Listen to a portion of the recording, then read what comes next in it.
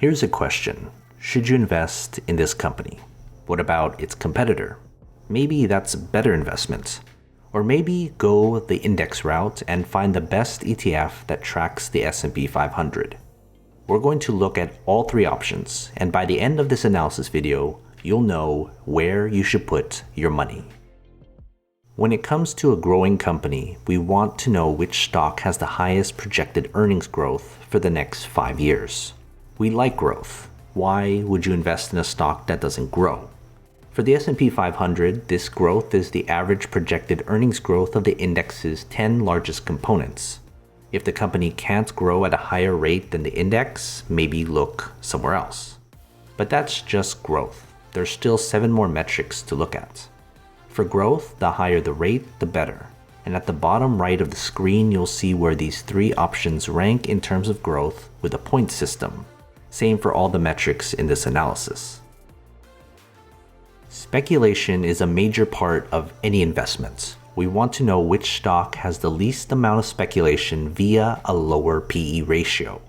The reason why I count the PE as a measure of speculation is that a PE ratio that's too high means investors are banking on potential. And that may be great gambling advice, but if you have a long-term horizon, you want something lower. Out of these 3 investment choices, which stock is trading lower than its 200-day moving average the most? Most people who track this metric want a positive number, but we're looking for hammered down stocks. That makes them cheaper. So I reverse that and I want a stock that's trading lower than its 200-day. This means the stock is cheaper than the average of what it's been for a while. Next up is figuring out which stock is using its assets, cash, and investment dollars most efficiently to run its day-to-day business operations. This combination of return on assets, equity, and investments will tell us what we're looking at in a company that can generate a lot of cash with a minimum amount of waste. We want a high combination of all 3. That's the more efficient stock. There's only 2 ways to make money owning a stock. 1, selling for a profit, and 2, getting paid a dividend while holding.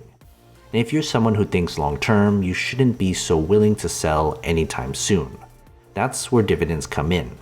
Which stock pays you the most to hold their shares? That's what we're figuring out.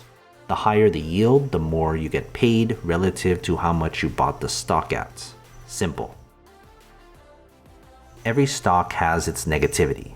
That's what the short float tells us. Which stock are investors and traders most bearish in? What percentage of these shares are being shorted?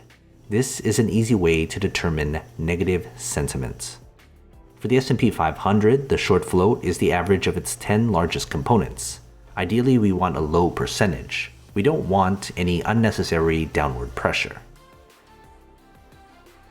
Everybody loves money, and everybody loves profits. So which stock generates the most profits from its business? This is translated into the higher profit margin expressed as a percentage. This metric often highlights businesses that have taken advantage of economies of scale, usually reserved for tech companies. And lastly, for the business, which stock do analysts favor the most, with 1 being a strong buy to 5 being a strong sell. So the lower the number, the better. This simple number comes from the average analyst grade given to each respective stock. Investing isn't done in a vacuum, and a lot of what other people say has a big effect on the stock's short and long-term performance. For the S&P 500, we again get the average analyst score of its 10 largest components. So do you remember all those points at the bottom right of the screen for each metric? That's how I grade each of our 3 stocks. What you see here is the total score, and that translates to ranking the best business and the worst business. So if the company has the highest score against its competitor and the S&P 500, we can say it has the best business behind its stock. That means it's a market beat since it has a better business than the average combined businesses of the S&P 500. Of course, if it has a lower score, it's a market lag. And if it has the same score, it's at market average, so take your pick because from a business point of view, it doesn't matter if the scores are equal. Before we get to the company's fair price, join my Patreon. As a member, you'll get access to every company I've analyzed so you can compare between different stocks from various industries. It's updated all the time. Head to patreon.com/growthshares or click on the link in the description below. Taking the 8 business metrics, its current price, and a conservative projection, here's my fair price for the company. The big percentage number you see on the screen is a quick way to determine if the stock is undervalued or overvalued. A positive number means the stock right now is undervalued, and a negative number indicates an overvalued stock.